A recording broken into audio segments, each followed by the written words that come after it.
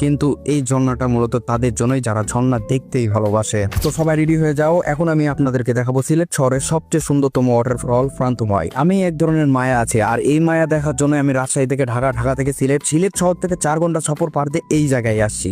প্রান্তময় এসে আপনি এখানকার পানিতে গোসল করতে পারবেন না, কারণ এই ঝর্ণার অর্ধেকেরও বেশি অংশই ইন্ডিয়াতে, আর যে বাকি অংশটা আছে যেমন পানিটা পড়ছে এই পারে সেটা হচ্ছে বাংলাদেশে।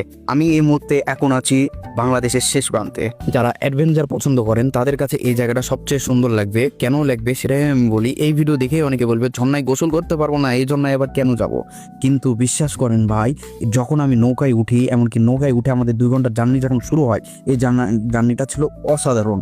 কারণ যখন নৌকা দিয়ে আমি যাচ্ছিলাম এরকম জায়গাতে, 2 দিকে পাহাড়, মাঝখান দিয়ে এরকম একটা নদী, মনে হচ্ছিল এগুলো সম্পূর্ণ দ্বীপ, সম্পূর্ণ পাহাড়, ঝর্ণার সম্পূর্ণ মালিক নিজে আমি একা। মনের ভিতরে এরকম ফিল আসার মূলত একটাই কারণ, সিলেট থেকে এই জায়গাটা অনেক দূরে, যার কারণে এই জায়গায় সচরাচর খুব কম মানুষ দেখা যায়।